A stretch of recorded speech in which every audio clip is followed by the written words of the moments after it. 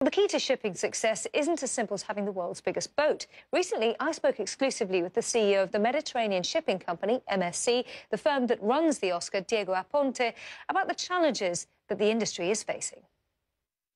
I am proud to say that it is the largest vessel ever built, so this makes me very proud, and I'm glad now that that this is actually a series of ships. As you can appreciate, this is one of 20 vessels that will be built in South Korea of the same size, and but this one is the one that means most to me because it bears the name of my son. And it does also tell the story of your family, because it's a relatively recent company, yours, isn't it? Your father founded it, he's handed the reins on to yourself, but it's also one that is making the biggest ships anywhere in the world. Where's the logic of these enormous vessels coming from? We're working in a very competitive environment where there is fierce competition.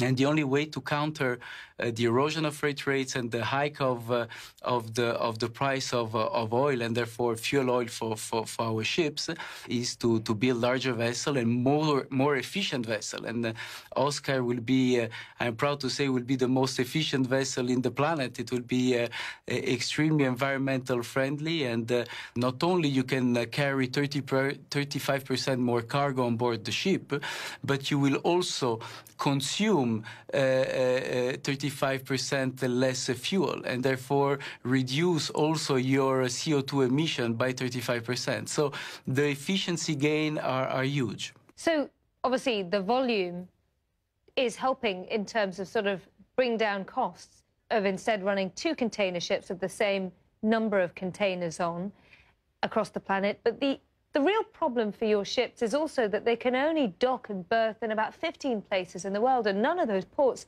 in America can actually take them.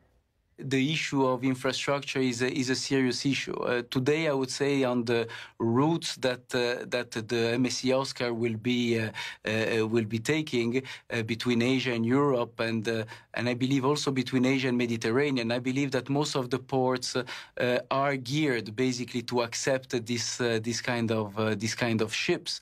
But of course, they cannot go everywhere. And indeed, you're right. In the U.S., I believe both on the West Coast and on the East Coast of United States, it will be definitely a challenge for this vessel to call at. As a shipping company, you're a great barometer for global trade.